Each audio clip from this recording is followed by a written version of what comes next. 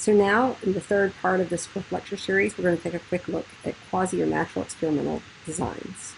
These are pretty low controlled. In essence, nature is making a random assignment condition. This means there's a high degree of external validity, but a pretty low degree of internal validity. You gotta get very lucky and feel confident that you know that there's only this one difference of whatever it is that nature did to have a sort of quasi or natural experimental design. The nice thing, of course, is that subjects are behaving naturally and don't tend to know that they're in a study. We'll see an exception to that. This, of course, also means that you can't really have informed consent. Often these natural experimental designs are not being conducted by a researcher, but rather sort of found or discovered and exploited.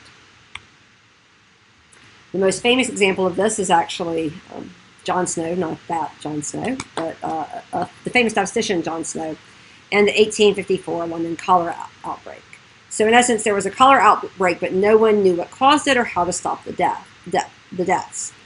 And so in this classic statistical study, John Snow walked around all of London, basically charting where the deaths were. You can see the map where he charted them. And what he realized was that it had to be carried through the water, because these deaths were lining up with these three different water pump sources, Southwark and Vauxhall, Lambeth versus the rest of London. And what had happened was that cholera had gotten into the Southwark and Vauxhall pump. Most of the people who had actually died elsewhere had at some point visited Southwark and Vauxhall, and so there was this sort of, in essence, natural experiment that one of the pumps was infected and the others weren't. There was clearly distinct water sources, allowed him to identify what was causing the cholera outbreaks, and it was something in the water, and the water needed to be treated. Another famous example of this is the Canadian town of No Television versus St. Helena, Washington. So in essence, there was a town in Canada that was pretty much like this area in Washington, just over the border. Maybe it was also I think it might have actually also been in Canada. But the real point is there was something about the way that the town was set in a valley that 10, 15 years after other people got televisions, this town did not yet have it. And so part of the question became, in essence, when this town finally got television, what happened? Turns out that fighting went up, and that as kids watched more TV. So this is one of this particular quasi or natural experiment is one of the reasons that people tend to think that watching more TV is associated with violence. Another great example of a natural experiment was the sort of artificial splitting up of Germany into East and West Germany.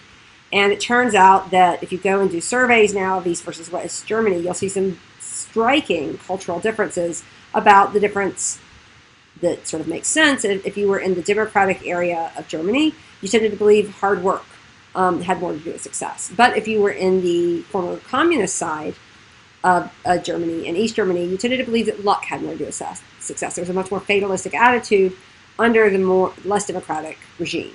So it's a good example of how political regime sort of got, in essence, assigned to people who were otherwise quite similar in terms of their background. Before I go on, I should say that there was a problem when they tried to replicate the Canadian town in another case where there was an island that hadn't gotten television, because there everyone knew the results of the previous study. And so, in essence, people in the town, knowing they were going to be observed for this, actually went out of their way to counter effect. And so the kids actually got less fighting after TV was introduced, because everyone was so on guard to protect against the potential negative effects of TV that there was the treatment really didn't work the same way. It wasn't just television; there was television plus other things. There was a huge confound in the way of actually using that as a natural experiment. Another good example of a natural experiment, again having to do with the fall of the Soviet Union, it was the unexplained wage gap observed between ethnic Estonians and ethnic Russians in Estonia. And what you can see is that there's almost no wage gap at all prior to regime change, but once the Soviet Union falls and Estonia is there, you suddenly see a marked increase in the pro-Estonian, and as it's this premium for Estonian workers and the wage gap. And in fact, if you look back even further than 1990, you would continue to see the same thing, that in essence the wage gap, or the sort of discrimination against ethnic Russians, as long as ethnic Russians are in charge of the political apparatus, are being suppressed. But as soon as that's gone, you see the native Estonians the sort of discrimination against the outsiders clearly affect the wage gap. Part of that, I should say, actually could be not just discrimination, but actually a skills gap also. And part of it could have been that as higher education is starting to get more rewarded post-Soviet Union, the ethnic Estonians had a far higher sort of human capital skills, like education, multilingual, etc., than the Russians, which is part of the reason their careers were better paid. And it could have been that simply as capitalism entered, you get a longer tail in the income distribution. So some other great natural experiments with students. You can actually see whether or not students influence student learning and future performance. If you've got a large 30-person class, you can randomly assign people to different sections. And interestingly enough, there's been findings that not only does the teacher matter, but it turns out that in addition, that those things are not correlated in a positive sense with teaching ratings. So in fact, it's the teachers that are often rated worse, where their students perform better both in that class and in future classes, often in economics and science classes. So this gives you a sense that this is, again, is exploiting this idea that people are being randomly assigned to classes and looking at that. The same with a great example of college students being assigned to roommates. Are there peer effects on GPA, voting, party ID, drinking? And the answer for the most part is yes.